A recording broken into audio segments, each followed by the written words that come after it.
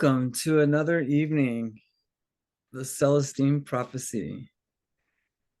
Sacred Wilds Book Club. I've been hearing a lot about book clubs going on lately. There's a couple that I've heard about one going on at Meraki. They're doing it on Monday nights now. I don't remember Oh, what they said, but it seems like this book club concept is catching on. everybody's gathering. Everybody's gathering, yeah, and everybody's Mhm. just in that space of I don't know, not more, Needing support. but yeah, just loving on each other. It seems like Oh, hard times and people kind of start to, instead of doing it all the time, they just wait till the hard times and start to gather and love on each other a little bit more. yeah. And like, at some point it's a little bit of both, right? Because it's the internal work and the collective work. And so it's both that time and like right now, like it's dense in the air, right? Like the just our mortality Yeah. and um the reality that we are finite, that nothing is guaranteed. Our tomorrow is not guaranteed. Right. And so, simultaneously, doing everything we can to connect with the loved ones that we have and doing everything we can to allow us to walk through it in our sanity, in Right. presence, not even our sanity, but in presence, to be able to experience what is right here in front of us. Mm-hmm. And Right. so, like, to remind ourselves that we're not alone. Um, and for some of us, it means adding more to adding more to our plates, as far as our self-care regimen goes. For me, interestingly, it's taking things off my plate, Right. you know. Like today was my last day at BNI, and like how beautiful that experience was,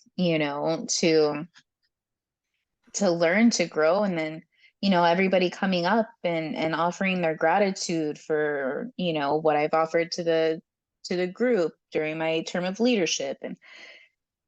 And when people are like, oh well, why, because I'm being called to simplify.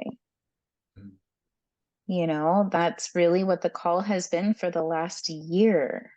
Yeah. And it's just been, everything's been dropping away, dropping away. And like when I think no more can drop away, whoop, there it goes. All the things drop away. And I'm like, okay, like take it all away. It feels good. It feels light. It feels easy. And with others, it's going to be adding things into, Right. right? And so we each have our own unique way of walking through what's happening right now. It's medicine for each of us in our own unique way. Right. And I think a common theme is what you identified as connection. Mm-hmm. And, you know, it's like it's like any type of transformation. And I think this is a very, very long transformation, lifetimes and lifetimes of transformation of connection. And so like for me, um, I recognize when I'm going through a change, it's like, okay, I'm in the space that I'm in, and then here's the desired location, right? And then I travel to here for a little bit and then kind of go back. Like, oh no, that's scary. And I come back here. And then I go back over here and I last a little longer, but then I'm like, no, I'm scared. I'm gonna come back here. I'm gonna Right. come back to this behavior. I'm gonna come back away from the transformation. And then eventually it balances out to where now I'm kind of like even spaces, but this old way of being just doesn't work anymore. It doesn't feel good. And this new way of being feels really good. And so it's just letting go of the pattern and the habit. And then eventually I just stay over here. Melding, And I yeah. feel that's kind of like what's happening. It's like we were all in our own individual spaces, right? Our own families, our own spaces, our own lives. And we come together. I mean, in the 60s, peace and love, man, we are one. We're coming together, right? And then it's like we kind of strayed away from that. We got scared. Right. We made what it was that we were bringing us together illegal, and the war on drugs. And so, right there, war on, it's separation. So, oh, we're going to go back to separation. And I think we're slowly coming back into a term of connection, only a more stable, grounded, founded. And then eventually, my vision, and I could be totally wrong, this is just me bullshitting, but my vision is eventually we're going to come together in connection without it needing to be warranted by separation or war, in other words. It'll just end up being our standard way of being. And we're part of the generations that get to integrate that into a normal way of being, Hmm. So it's It's kind a of process. off the subject, but it's a super interesting topic. I could go on for hours. Right. I've been listening a lot. Aubrey Marcus has been interviewing that Kennedy, the Mm-hmm. Kennedy Jr. a lot. Mm-hmm. I've actually been listening to him quite a bit. Yeah. It's an interesting time to see a Kennedy come in and start running again, and his opinions and his ideas and his beliefs of what you just said, how it all should political lines are such a joke. Like, it, believe what you believe. Let's come together and make this place better. Like, we don't need to Yeah. do that. Yeah, And it's like super. our different beliefs aren't a um proof of there's a right and wrong. Right, Our different beliefs are this like puzzle piece that has millions of different pieces, 8.5 billion different pieces. right, And we each play our role in the whole. And if we were all the fucking same, we wouldn't be able to connect. right. Connection happens in the differences, not in the same. Can't connect when we're all the fucking same. We connect in the differences. Right. Yes, what a journey. Yeah. And so we start on the struggle for power. For power, page 67. I think you started last week. I will go ahead and start.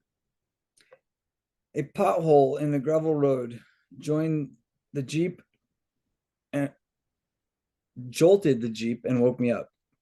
I looked at my watch, 3 p.m. As I stretched and attempted to fully awaken, I felt a sharp pain in the small of my back. The driving had been grueling. After leaving Vicente, we had traveled the entire day, riding in several different directions as though Will were looking for something he couldn't find. We had spent the night in a small inn where the beds were hard and lumpy, and I had slept a little. Now, after traveling hard for the second day in a row, I was ready to complain. I looked over at Will. He was focused on the road and so intent and alert that I decided not to interrupt him. He seemed to be in the same serious mood he had displayed several hours ago when he had stopped the Jeep and told me we needed to talk. Do you remember that I told you the insight had to be discovered at one at a time? He asked. Yes. Do you believe that each will indeed present itself? Well, they have so far, I said half humorously. Will looked at me with a serious expression. Finding the third insight was easy. All we had to do was visit Vicente. But from now on, running across other insights may be much more difficult. He paused for a moment and said, I think that we should go south to a small village near Quillabamba, a place called Kula. There's another virgin forest up there that I think you should see. But it is vitally important that you stay alert. Coincidences will occur regularly, but you have to notice them. Do you understand? Told him I thought I did and that I would keep what he had said in mind. After that, the conversation had lapsed and I had fallen into a deep sleep. A sleep I now regretted because of what it had done to my back. I stretched again and Will looked over at me. Where are we? I asked. In the Andes again, he said. The hills turned into high ridges and distant valleys. The vegetation was coarser now, the trees smaller and wind blown. Inhaling deeply, I noticed the air was thinner and cool. Better put on a jacket, Will said, pulling a brown cotton windbreaker from a bag. It'll be cold up here this afternoon. Ahead, as the road rounded a bend, we could see a narrow crossroads. On one side, near a white frame store and gas station, a vehicle was parked with its hood open. Tools lay on the cloth covering the fender. As we drove past, a blond man walked out of the store and glanced at us briefly. He was round-faced and wore dark rimmed glasses. I looked at the man closely, my mind racing back 5 years. I know it wasn't him, I said to Will, but that guy looks just like a friend of mine I used to work with. I haven't thought of him in years. Will noticed I was Will note I noticed Will was scrutinizing me. I told you to watch the events closely, he said. Let's go back and see if that fellow needs some help. He didn't look like a local. We found a place where the shoulders of the road were wide enough and turned around. We returned to the store. The man was working on the engine. Will pulled up to the pump and leaned out the window. Looks like you have trouble, Will said. The man pushed his glasses back up on his nose, a habit my friend also shared. Yes, he replied. I have lost my water pump. The man appeared to be in his early 40s and was of a slight build. His English was formal with a French accent. Will was quickly out of the vehicle introducing us. The man offered me his hand with a smile that also looked familiar. His name was Chris Renew. You sound French, I said. I am, he replied, but psychology in Brazil. But I teach psychology in Brazil. I am here in Peru seeking information about the archaeological artifact that has been found, a manuscript. I hesitated for a moment, unsure of how much I should trust him. We're here for the same reason, I finally said. He looked at me with deep interest. What can you tell me about it? He asked. Have you seen copies? Before I could reply, Will walked out of the building. The screen door slammed behind him. Great luck, he said to me. The owner has a place where we can camp, and there's some hot food. We might as well stay here for the night. He turned and looked expectantly at Renew. If you don't mind sharing your reservations. No, no, he said. I welcome the company. A new pump cannot be delivered here until tomorrow morning. While he and Will began a conversation about the mechanics and reliability of Renew's Land Cruiser, I leaned back against the Jeep, feeling the warmth of the sun and drifting into a pleasant reverie about the old friend Renew had brought to my mind. My friend had been wide-eyed and curious, very much like Renew seemed, and a constant reader of books. I could almost recall the theories he'd liked. But time had obscured my recollection. Let's get our stuff down to the campsite, Will was saying, patting me on the back. Okay, I said absently. He opened the rear door, and pulled out the tent and sleeping bags and loaded my arms. Then grabbed a duffel bag of extra clothing. Renew was locking up his vehicle. We all walked past the store and down a course of steps. The ridge fell away steeply behind the building, and we angled to the left along a narrow path. After 20 or 30 yards, we could hear water running, and further on, we saw a stream cascading down the rocks. The air was cooler, and I could smell strong fragrances of mint. Directly in front of us, the ground leveled out and the stream formed a pool about 25 feet in diameter. Someone had cleared a campsite and built a rock containment for a fire. Wood was stacked against a nearby tree.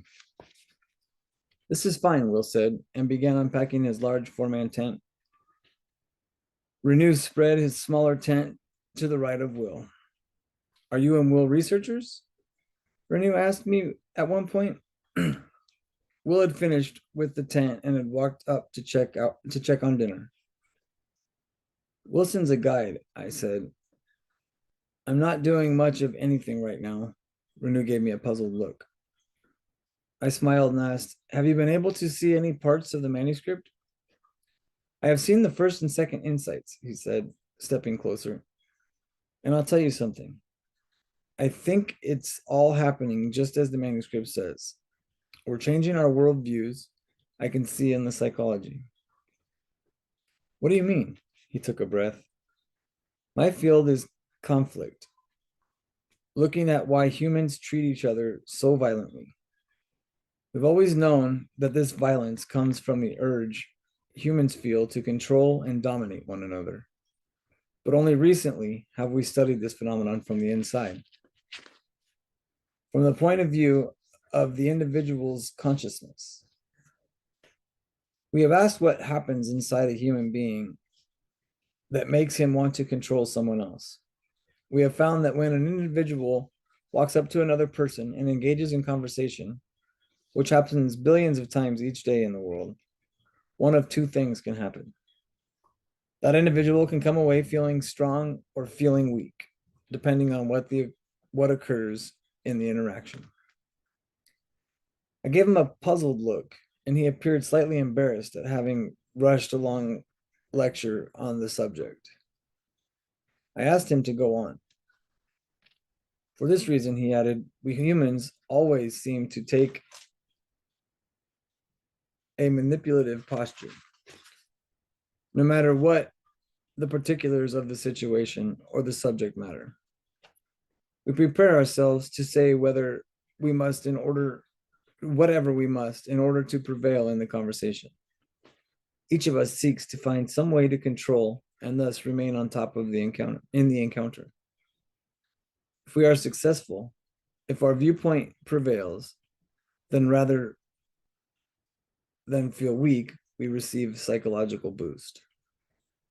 In other words, we humans seek to outwit and control each other, not just because of some tangible goal in the outside world that we're trying to achieve, but because of a lift we get psychologically. This is the reason we see so many irrational conflicts in the world, both at the individual level and at the level of nations. The consensus in my field is that this whole matter is now emerging into public consciousness. We humans are realizing how much we manipulate each other, and consequently, we're reevaluating our motivations.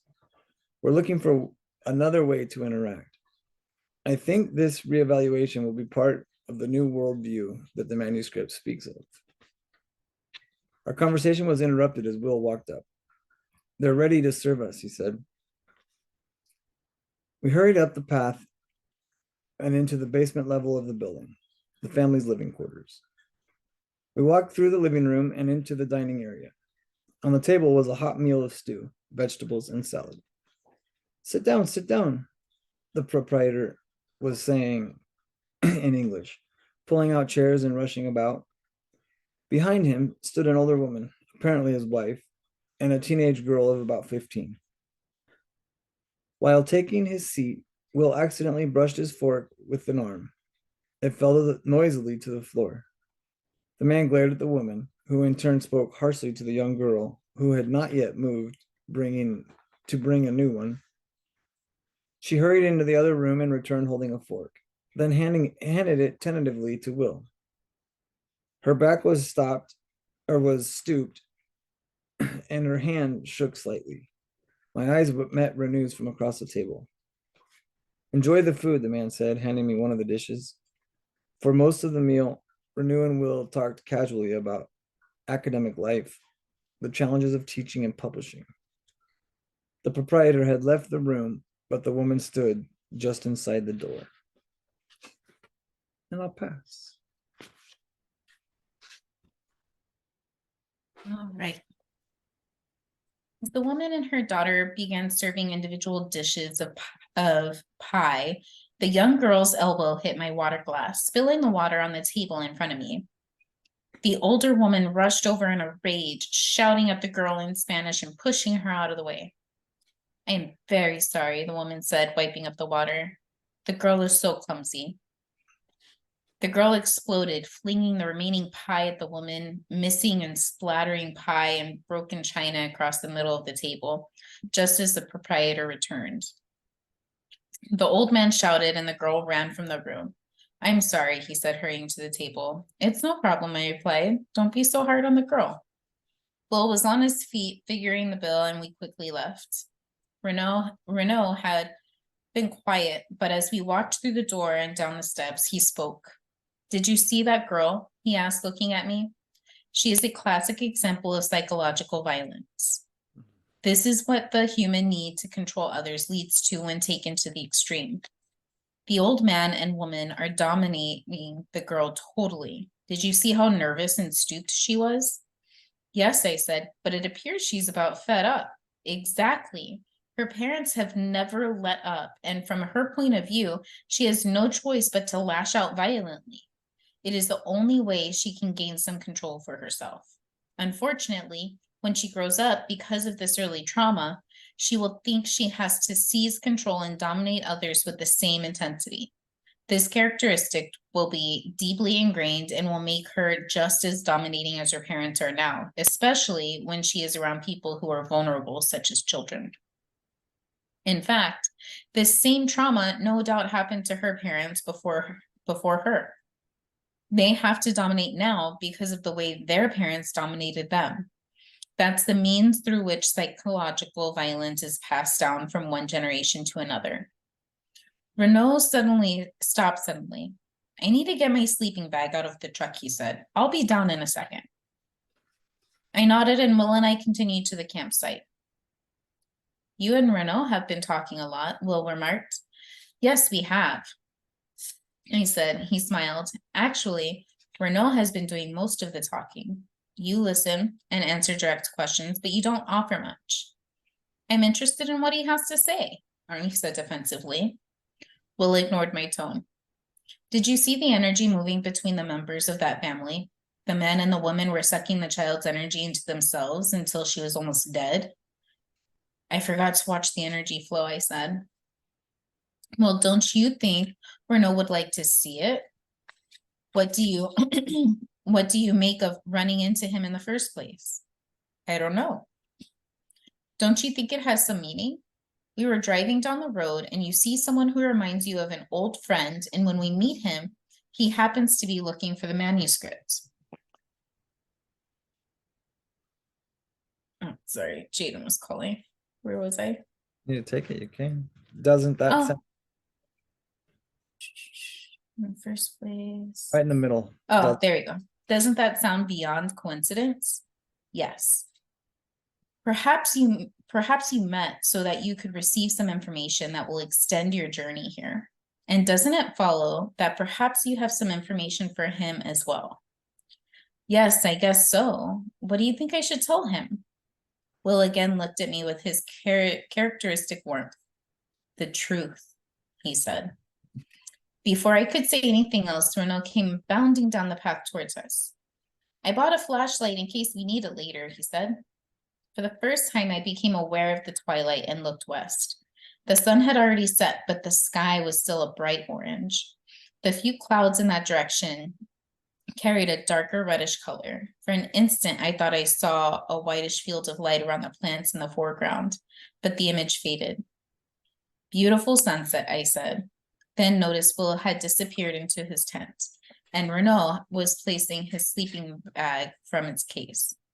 Yes, it is, Renaud said distractedly without looking. I walked over to where he was working. He looked up and said, I didn't get to ask you, what insights have you seen? The first two were only described to me, I replied. But we just spent the last 2 days at the Vicente Lodge near Satipo. While we were there, one of the people doing research gave me a copy of the third. It's pretty amazing. His eyes lit up. Do you have it with you? Yes. Do you want to take a look at it? He jumped at the opportunity and took it into his tent and read. I found some matches and old newspaper and started the fire. After it was burning brightly, Will crawled out of his tent. Where's Renaud? He asked. He's reading the translation Sarah gave me, I said. Will walked over and sat on a smooth log someone had placed near the fire area. I joined him. Darkness had finally descended and nothing could be seen except for the bare outline of the trees to our left, the dim lights from the station behind us, and a muted glow from Renaud's tent. The woods were alive with night sounds, some of which I had never heard before. After about 30 minutes, Renaud emerged from the tent, the flashlight in his hand. He walked over and sat at my left. Will was yawning. That insight is amazing, he said. Could anyone there actually see those energy fields? I briefly told him of my experiences, beginning with our arrival and proceeding through the point where I actually saw fields myself. He was silent for a minute. Then he asked, they were actually doing experiments where they projected their own energy onto plants and affected the plant's growth? It affected their nutritional potency too, I said. But the main insight is broader than that, he commented almost to himself. The third insight is that the universe on the whole is made up of this energy, and we can affect perhaps not only plants, but other things as well, just by what we do with the energy that belongs to us, the part we control. He paused for a full minute. I wonder how we affect other people with our energy. Will looked at me and smiled. I will tell you what I saw, I said. I witnessed an argument between two people and their energies were doing really strange things. Renaud pushed up his glasses again. Tell me about that. Will stood up at this point. I think I need to turn in, he said. It's been a long day. We both said goodnight and Will entered his tent. Afterward, I described as best I could what Sarah and the other scientists had said to each other, emphasizing the action of their energy fields. Now, wait a minute, Renaud said. You saw their energies pulling at each other, trying to, capture each other as they argued. That's right, I said. He was thoughtful for a few seconds. We must analyze this fully. We had two people arguing over who had the correct view of this situation, over who was right, each seeking to win out over the other, even to the point of invalidating the other's confidence and to outright name-calling. Suddenly he looked up. Yes, this all makes sense. What do you mean? I said. The movement of this energy, if we can systematically observe it, is a way to understand what humans are receiving when we compete and argue and harm each other. When we control another human being, we receive their energy. We fill up at the other's expense, and the filling up is what motivates us. Look, I must learn how to see these energy fields. Where is the Vicente Lodge? How do I get there? I told him the general location, but said he would have to ask Will for specific directions. Yes, I'll do that tomorrow, he said with commitment. For now, I should get some sleep. I want to leave as early as possible. He said good night, then disappeared into his tent, leaving me alone with the crackling fire and the night sounds. When I awoke, Will was already out of the tent. I could smell the aroma of hot cereal. I slipped out of my sleeping bag and looked around through the tent flap. Will was holding a pan over the fire. Renaud was nowhere to be seen and his tent was gone. Where's Renaud? I asked, climbing out and walking over to the fire. He's already packed up, Will said. He's up there working on his truck, getting ready so he can leave as soon as his part comes in. Will handed me a bowl of oatmeal and we sat on one of the logs to eat. Did you two stay up late talking? Will asked. Not really, I said. I told him all I knew. Just then we heard sounds from the path. Renault was hurriedly walking down to us. I'm all prepared, he said. I must say goodbye. After several minutes of conversation, Renault walked back up the steps and left. Will and I took turns bathing and shaving in the station owner's bathroom when we packed our gear, filled the vehicle with gas, and departed, heading north. How far is Kula? I asked. We should be there before nightfall if we're lucky, he said. Then added, so what did you learn from Renault? I looked closely at him. He seemed to be looking for a specific answer. I don't know, I said. What conception did Renault leave you with? That we humans, although we are unconscious of it, have the tendency to control and dominate others. We want to win the energy that exists between people. It builds us up somehow, makes us feel better. Will was looking straight ahead at the road. He looked as if he was suddenly thinking of something else. Why do you ask? I inquired. Is this the fourth insight? He looked at me. Not quite. You have seen the energy flow between people, but I'm not sure you know how it feels when it happens to you. Then tell me how it feels, I said, growing exasperated. You accuse me of not talking. Getting information out of you is like pulling teeth. I've been trying for days to find out more about your past experiences with the manuscripts, and all you do is put me off. He laughed, then shot me a smile. We had a deal, remember? I have a reason for being secretive. One of the insights concerns how to interpret the events of one's past life. It is a process of becoming clear about who you are, what you are here on this planet to do. I want to wait until we reach this insight before we discuss my background, okay? I smiled at his adventurous tone. Yeah, I guess. For the remainder of the morning, we rode in silence. The day was sunny and the sky blue. Occasionally, as we proceeded higher into the mountains, thick clouds would float across our path, covering the windshield with moisture. Around noon, we pulled over at an overlook that afforded a spectacular view of the mountains and valleys to the east. Are you hungry? Will asked. I nodded, and he pulled 2 carefully wrapped sandwiches from a bag on the back seat. After he handed me one of them, he asked, what do you think about this view? It's beautiful. He smiled slightly and stared at me, giving me the impression that he was observing my energy field. What are you doing? I asked. Just looking, he said. Mountain peaks are special places that can build energy in whomever sits on them. You look as though you have an affinity for mountain overlooks.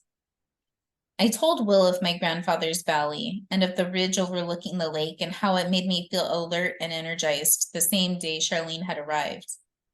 Perhaps growing up there, he said, prepared you for something here, now. And I'll go ahead and pass back to you. Should we keep reading? See a few more minutes. We started a little later. All right. I was about to ask him more about the energy that the mountains provided when he added, when a virgin forest is on a mountain, the energy is amplified even more. It is the virgin forest we're headed for on a mountain, I asked. Look for yourself, he said. You can see it. He pointed toward the east. Miles away, I could see 2 ridges which ran parallel to each other for what looked like several miles. They converged, forming a V shape. In the space between the 2 ridges lay what looked like a small town. And at the vortex, the point where the 2 ridges met, the mountain rose sharply and butted off into a rocky summit. The summit appeared slightly higher than the ridge we were on, and the area around its base seemed much greener, as though covered with lush foliage. That area of green, I asked? Yes, Will said. It's like Vicente, yet more powerful and special. How is it special? It facilitates one of the other insights. How? I asked. He started up the Jeep and pulled back into the road. I'm betting, he said, that you will find out. Neither of us said much more for an hour or so. Then I drifted off to sleep. Sometime later, Will was shaking my arm. Wake up, he said. We're coming to Kula. I sat up in the seat. Ahead of us, in the valley where two roads came together, was a small town. On both sides were the two ridges we had seen. The trees on the ridges seemed as large as those at Vicente, a spectacularly green. I want to tell you something before we drive there, he said. In spite of the energy of this forest, this town is a lot less civilized than other areas of Peru. It's known as a place to get information about the manuscript. But the last time I was here, it was full of greedy types who didn't feel the energy and didn't understand the insights. They merely wanted the money or recognition they might get by discovering the ninth. I looked at the village. It consisted of 4 or 5 streets and avenues. Larger frame buildings lined the 2 main roads that crossed in the center of town. But the other streets were a little more than alleyways lined by small dwellings. Parked at the crossroads were perhaps a dozen of off-road vehicles and trucks. Why are all these people here? I asked. He smiled daringly. Because it's one of the last places to get gas and supplies before going deeper into the mountains. He started the Jeep and drove slowly into town, then stopped in front of one of the larger buildings. I couldn't read the Spanish signs, but from the products in the windows, I presumed it was a grocery. It was a grocery and hardware. Wait for a minute, he said. I want to go in for a few things. I nodded, and Will disappeared inside. As I looked around, a truck pulled up across the street, and several people got out. One was a dark-haired woman in a fatigue jacket. To my amazement, I realized it was Marjorie. She and a young man in his early 20s crossed the street and walked right in front of me. I opened my door and got out. Marjorie, I yelled. She stopped and looked around and then saw me and smiled. Hello, she said. As she began to walk toward me, the young man grabbed her arm. Robert told us not to talk with anyone, he said softly, trying not to let me overhear. It's okay, she said. I know this person. Go on in. He looked at me skeptically, then backed away and went into the store. I tried then, in a shuddering way, to explain what had happened between us at the gardens. She laughed and told me Sarah had related everything to her. She was about to say something else when Will walked out with a handful of supplies. I introduced them, and we all talked for a few minutes as Will placed the supplies in the back of the Jeep. I have an idea, Will said. Let's get something else to eat across the street. I looked over at what appeared to be a small cafe. Sounds good to me, I said. I don't know, Marjorie said. I need to leave soon. My ride. Where are you going? I asked. Back to the west a couple of miles. I come up to visit a group studying the manuscript. We can take you back later after dinner, Will commented. Well, I guess that would be okay. Will looked at me. I have one more thing to pick up. You two go ahead and I'll order something when I get there. I'll only be a few minutes. We agreed, and Marjorie and I waited as several trucks passed. Will walked down the street to the south. Suddenly, the young man with whom Marjorie had arrived walked out of the store and confronted us again. Where are you going? He said, holding her arm. This is a friend of mine, she replied. We're going to eat, and then he can run me back later. Look, you can't trust anyone up here. You know Robert wouldn't approve. It's okay, she said. I want you to come with me now. I took his arm and pulled it off of Marjorie's. You heard what she told you, I said. He stepped back and looked at me, suddenly appearing very timid. He turned and walked back into the store. Let's go, I said. We walked across the street and into the small diner. The eating area consisted of one room and just 8 tables and was permeated with the smell of grease and smoke. I spotted an unoccupied table on the left. As we walked over, several people glanced up at us for an instant, then returned to what they were doing. The waitress spoke only Spanish, but Marjorie knew the language well and ordered for both of us. Afterwards, Marjorie looked up at me warmly. I grinned at her. Who was that guy you were with? That's Kenny, she said. I don't know what's wrong with him. Thanks for helping. She was looking directly into my eyes, and her contentment made me feel wonderful. How did you get connected with that group? I asked. Robert Jensen is an archaeologist. He formed a group to study the manuscript and to search for the ninth insight. He came by Vicente a few weeks back, and then again a couple days ago. What? I asked. Well, I was in a relationship at Vicente that I wanted to get away from. Then I met Robert, and he was so charming, and what he was doing seemed so interesting. He convinced me that our research at the gardens would be enhanced by the ninth insight, and that he was on his way to find it. He said searching for this insight would be the most exciting thing he has ever done. And when he offered me a place on his team for a few months, I decided to accept. She paused again and looked down at the table. She appeared uncomfortable, so I changed the subject. How many of the insights have you read? Only the one I saw at Vicente. Robert had some others, but he believes people have to rid themselves of their traditional beliefs before they can understand them. He says he would rather they learn the key concepts from him. I must have frowned because she added, "You don't like that much, do you?" It sounds suspicious, I said. She looked at me intensely again. I wondered about it too. Maybe when you take me back, you can talk with him and tell me what you think. The waitress arrived and brought our food. And as she was walking away, I saw Will come in the door. He walked quickly to our table. I've got to meet some people about a mile north of here, he said. I'll be gone about 2 hours. Take the Jeep and take Marjorie back. I'm riding with someone else. He shot me a smile. We can meet back here. The thought came to me to tell him about Robert Jensen, but I decided against it. Okay, I said. He looked at Marjorie. Nice to have met you.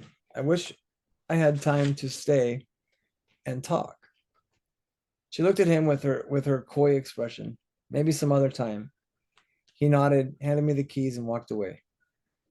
Marjorie ate for a few minutes, then said, he seems like a man with a purpose. How did you meet him? I told her in detail of my experience upon first arriving in Peru. As I talked, she listened intently.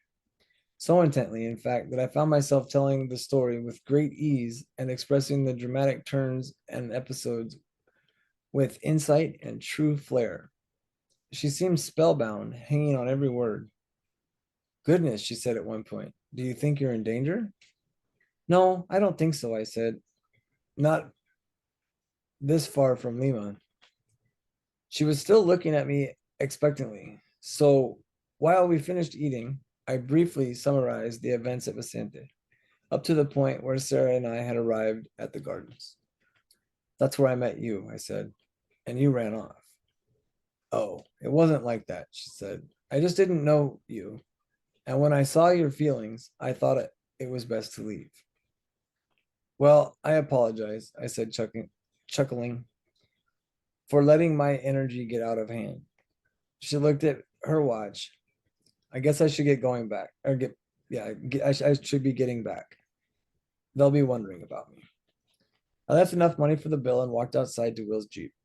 The night was chilly and I could see a trace of our breath. As we got in, she said, head back north on this road. I'll tell you where to turn.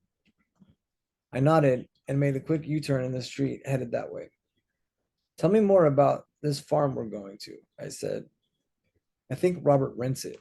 Apparently, his group has been using it for a long time while he studied the insights. Since I've been there, everyone has been assembling supplies and readying the vehicles, things like that. Some of the men seem very rough. Why did he invite you along? I asked. He said he wanted a person who could help interpret the last insight once we found it. At least that's what he said back at Vicente. Here, he has only talked about supplies and helping prepare for the trip. Where is he planning to go? I don't know, she replied. He never answers when I ask. After about a mile and a half, she pointed out a turn to the left onto a narrow rocky road. It meandered up a ridge and down into a flat valley. Ahead was a farmhouse made of rough planking. Behind it were several barns and outbuildings. 3 llamas peered at us from a fenced pasture. As we slowed to stop, several people walked around a vehicle and stared without smiling. I noticed a gas-powered electric generator humming at the side of the house. Then a door opened and a tall, dark-haired man with strong, lean features walked towards us. That's Robert, Marjorie said. Good, I said, feeling strong and confident.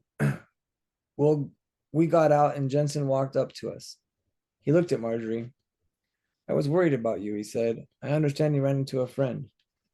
I introduced myself and he shook my hand firmly. I'm Robert Jensen, he said. I'm glad you two are all right. Come in. Inside, several people busied themselves with supplies. One carried a tent and camping gear toward the back. Through the dining room, I noticed 2 Peruvian women in the kitchen, packing food. Jensen sat in one of the chairs and was in the living room and directed us to 2 others. Why did you say you were glad we were all right? I asked. He bent toward me and asked in a sincere tone, how long have you been in this area? Only since this afternoon. Then you couldn't know how dangerous it is out here. People are disappearing. Have you heard of the manuscript of the missing 9th insight? Yes, I have, in fact. Then you need to know what's going on. He interrupted. The search for the last insight is getting ugly. There are dangerous people involved in this.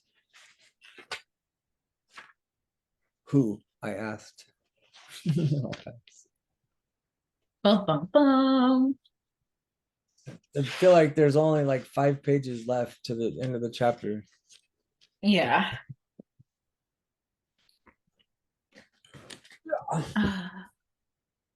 I better mark this one.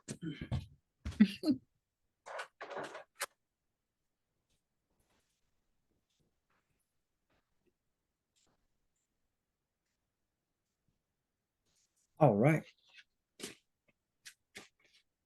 Yeah, that's getting intense. Mm-hmm. Yeah, and I love how they described not just the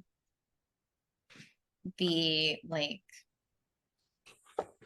attacks, right? Or the taking the energy or the overpowering people, but how it also filters through generations. Yes. Yeah, the way they painted that picture at the dinner table in the beginning. Mm-hmm. Child. Yeah. And it like is, yeah, right at the beginning, like the domino effect, like the man shot the look at the wife and then the wife went after the daughter. And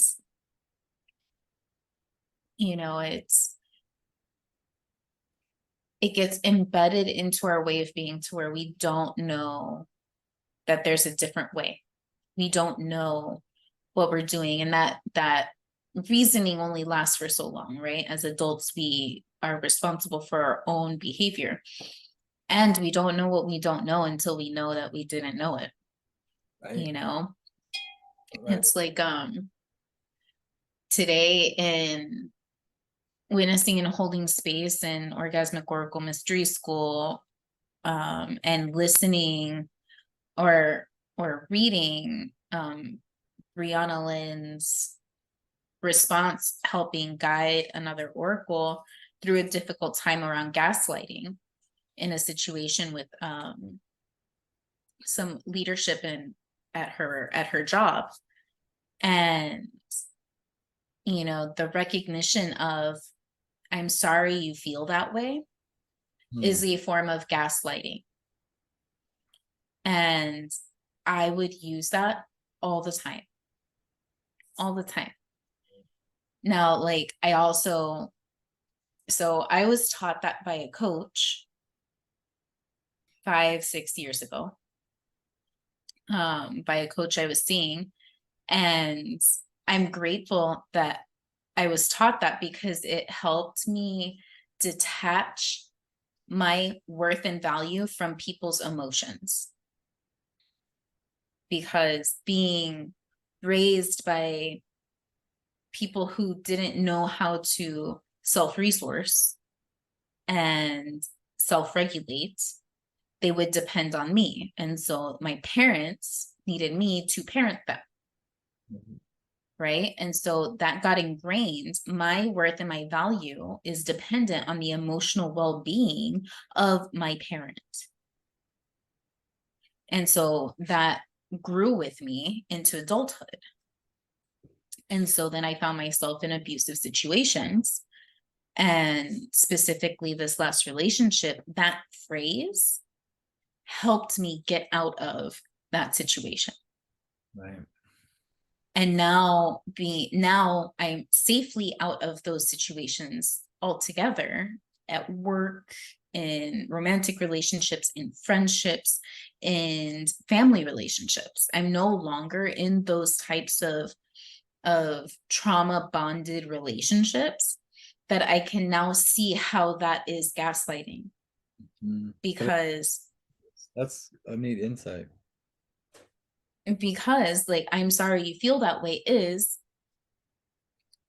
a fake apology, because I'm not apologizing for shit. And it's separating. I'm sorry you feel that way. There's no curiosity, there's no exploration, there's no validation, there's no anything. It is a fake apology and separation. Putting the other person all alone in their experience. And there's an undertone and undercurrent of condescension. Yeah, I can see that. Wow. And now, granted, there's different situations, right? This is namely when someone's coming to express a difficult experience with you, or something that you are responsible for, right? Or trying to bring something for you to take accountability. If somebody's just coming to me that's having a really hard time in general, and I'm like, oh my gosh, I am so sorry you're feeling that way. Right. That's not that statement. right. Almost, it depends on how you say it, but there's almost curiosity in that. Yes. And there's like a heartfelt, like, oh my gosh, I am so sorry that you're feeling that way. Right. But that is another way of taking energy. That's what gaslighting is that overpowering. It's oh, you're trying to come to me about an issue. Well, I'm going to turn it around on you. How dare you? And here are all the things that you're doing wrong. And you're actually the one that's doing it. Da, da, da, da. Which, right, is exactly what the other person's doing. But it was interesting to acknowledge that, and then even to witness my experience in acknowledging that. Because before, it'd be this, oh my gosh, this whole big theatrical drama. Like, oh my God, I'm the worst person in the entire world. I think I'm healed and I'm not. And who the fuck do I think I am, running a community, and I'm still doing this? Like, it would be this whole big thing. And it would get me all in my head, and it would have me down and out for, I don't even know how long. I'd be questioning my entire existence. But to now just be able to be like, oh my gosh, I do that. And don't get me wrong, like, there is a oh shit, right. And some embarrassment and humiliation, and like, who the fuck do you think you are? And like, like, oh my God, Jen. And gosh, it's been 25 years of unlearning this shit, and there's still shit to unlearn. And there's shit that I've learned along the way of my unlearning to like unlearn. Right, that I have to unlearn. Yeah. So it's just it's wild because it's not just in those family dynamics, it's in communities. It's with coaches, especially with coaches. It's why like the wounded healer is such a such a dangerous thing, because then you just have these people who are trying to heal other people to make themselves feel good, and it's that dynamic all over again. It's that codependent dynamic that doesn't serve anybody, which is why like I'm always like I am a fucking student. I don't know.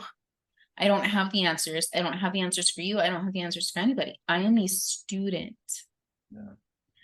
And like I am here to facilitate people learning how to listen to themselves, how to help. I'm here to support and hold space for other people to walk through from childhood to adulthood, to understand how to integrate these ways of being that will help them be self-actualized, that will help them resource themselves and be responsible for their own emotional well-being, for their own mental well-being, for their own spiritual well-being, for their own physical well-being, instead of putting that responsibility onto others.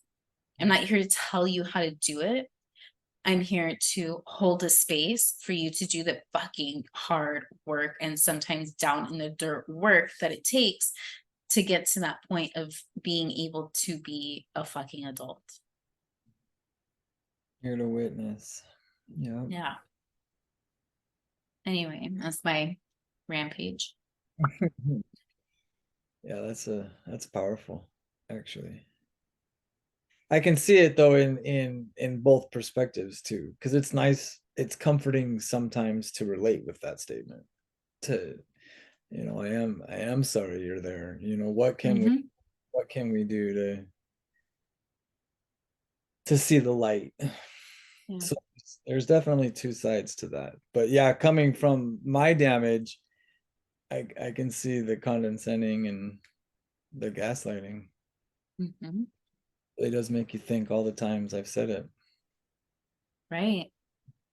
And now, like, we get to be aware of that when we say it and to really genuinely check in. Like, is this a defense or is this an invitation to open? Hmm. Right. And like, I don't know that I have said that before. Like, I don't know that I've said that in my recent past, in the last year or so.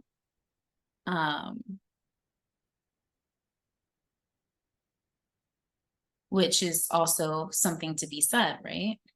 Rose. Like that's that play on the energy, right? It's the taking and the taking, and then no, I'm gonna overpower you, no, I'm gonna overpower you, and no, I'm gonna suck you dry of all of your fucking shit. And in those spaces when we're trying to fucking take, we can't receive. That's why it's so short-lived. When we're fucking taking, it's like a hit. It's like fucking a nitrous canister, Right. right? It hits and then okay, it leaves. But when you open yourself to receiving what's freely offered, that shit stays. Yeah. That's an ayahuasca journey.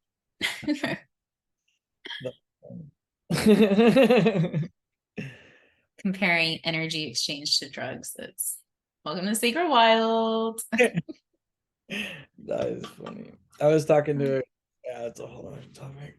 Never mind. Yeah, this is I mean, reading this chapter and this point in time is such a trip. I mean, because that's what we're facing right now. It's all control. It's all about power from a broken, wounded space. So we're just trying to step on our fellows. It's fucking insane.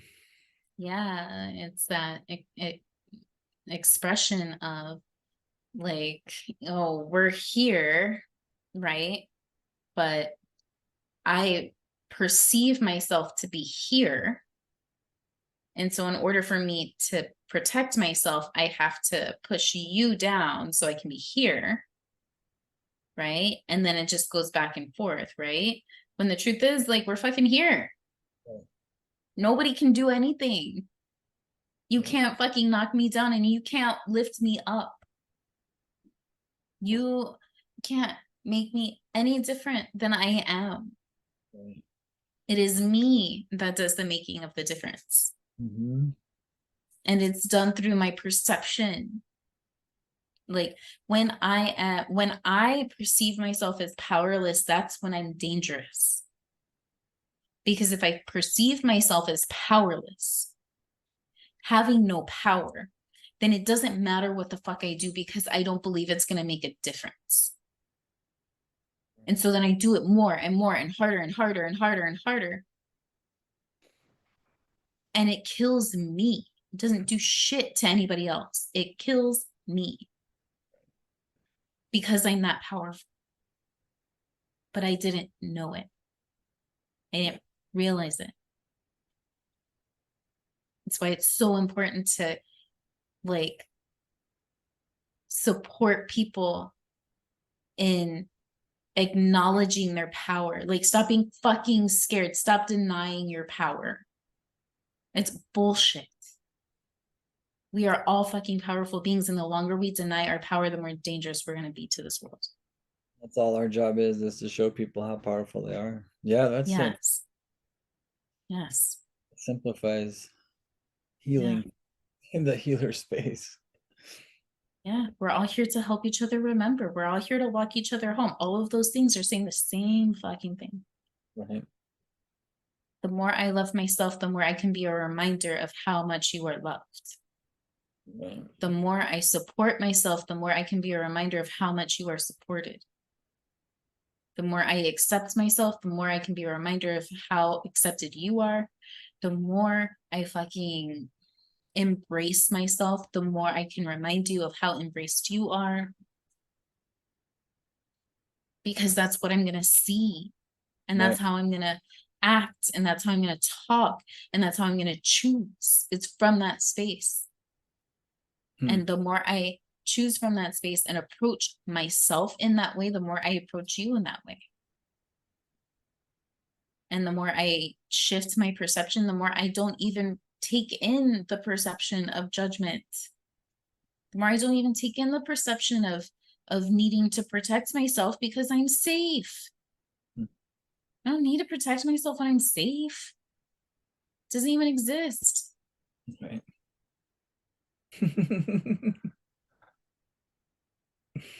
Simple.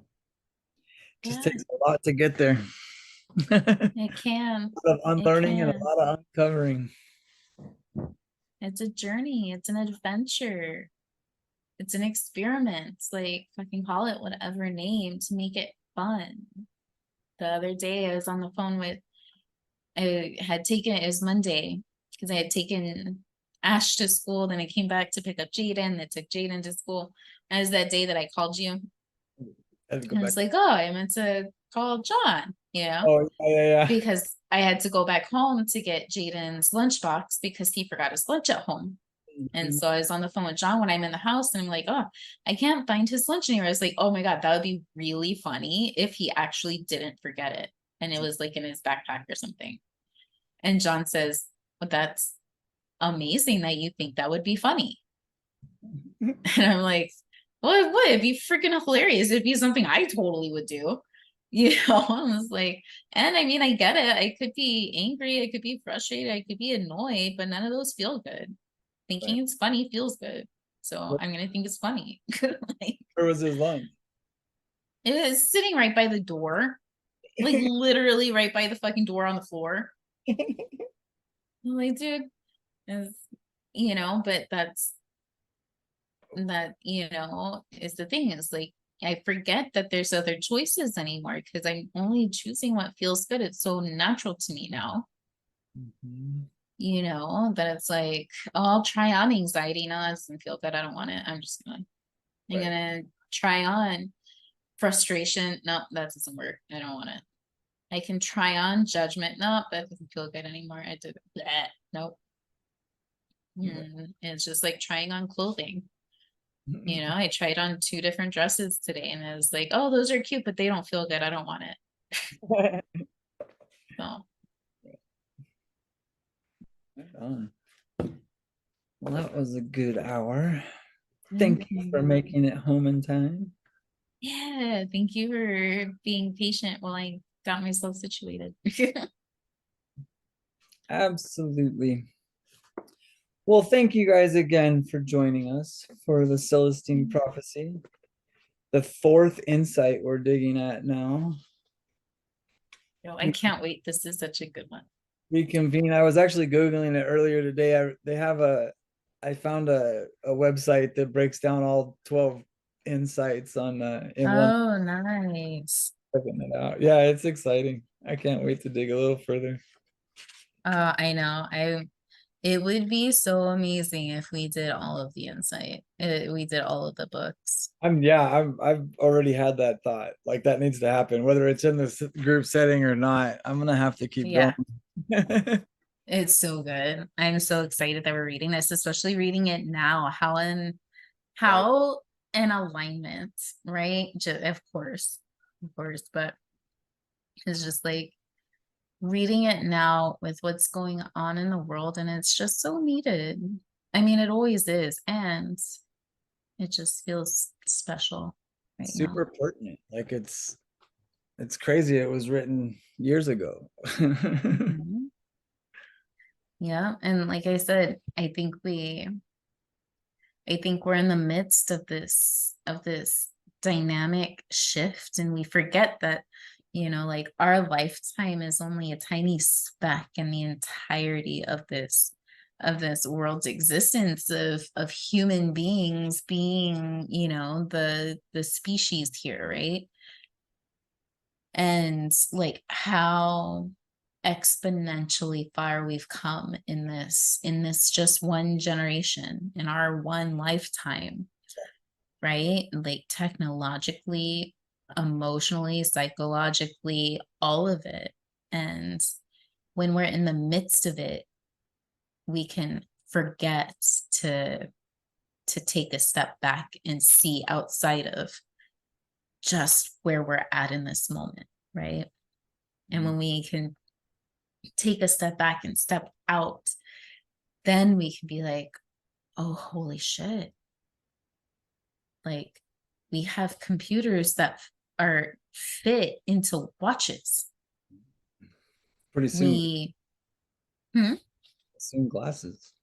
Yeah. We have electric cars. Mhm. What used to be hidden behind closed doors and shamed when spoken of is now spoken freely. We have these containers all over the place. Yeah. Like we have come so far, and like the celebration needs to happen. The second way of being, the sacral chakra way of being for the sacred wild, was I learn through play, and it's expanded to 3 P's. I learned through play, pleasure, and purpose. Mm. And so like in that, let's lighten the fuck up. Like laughter is the medicine, play is the medicine, pleasure is the medicine.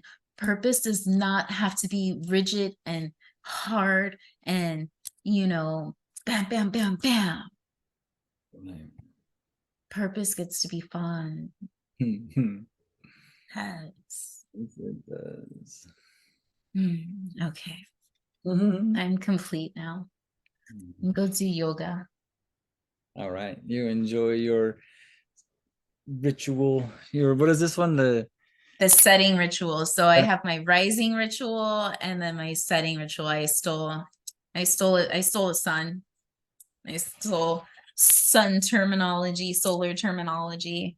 So yeah, rising and setting. You've said it enough. It's yours. It's not stolen anymore. It's is it? Sure. I forgot. There's a word that is like, oh, it's borrowed, or it's, you know, it's I am the sun, so it is mine. Right. Right on. Well, we will see you next week, same time, 6:30. Yay. Wednesdays. Have a great week.